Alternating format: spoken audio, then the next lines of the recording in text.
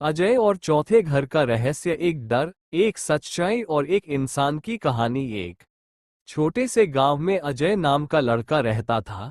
उसका घर गांव के किनारे था और उसके घर के पीछे एक पुराना टूटा हुआ मकान था। गांव के लोग कहते थे, उस घर में कोई नहीं रहता, लेकिन वो खाली भी नहीं है।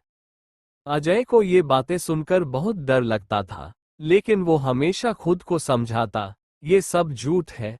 अमावस्या एक रात, एक दिन उसके माता पिता शहर चले गए और अजय घर पर अकेला था। रात के करीब 12 बजे अचानक ठक ठक ठक दरवाजे पर आवाज आई। अजय डर गया। उसने सोचा, इतनी रात को कौन हो सकता है।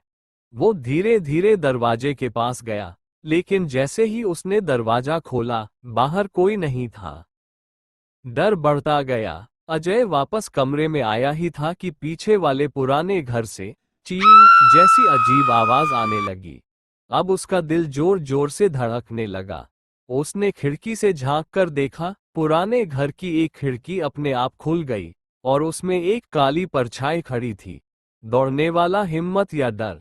अजय बहुत डर गया, लेकिन उसने सोचा, अगर मैं भाग गया तो ये डर हमेशा रहेगा।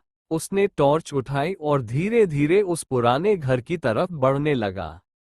अंदर का सच, जैसे ही वो अंदर गया, दरवाजा अपने आप बंद हो गया। अजय ने कांपते हुए टॉर्च घुमाई और देखा, वहां एक बूढ़ा आदमी बैठा था। अजय चिल्लाया, तुम कौन हो? बूढ़ा धीरे धीरे से बोला, मैं यहाँ सालों से अकेला हूँ, लोग मुझे भूत समझते हैं। असली कहानी। वो आदमी कभी इसी गांव में रहता था, लेकिन एक हादसे के बाद सबने उसे छोड़ दिया और वो अकेला इस चौथे घर में रहने लगा। लोगों ने अफवाह फैला दी कि वो भूत है, और तब से कोई उसके पास नहीं आया। अजय का फैसला। अजय को अब डर नहीं लग रहा था, बल्कि उसे उस अंग्रेज पर दया आ रही थी। अगले दिन उसने गांव वालों को सच्चाई बताई। धीरे धीरे लोग उस अंग्रेज से मिलने लगे और उसका डर खत्म हो गया।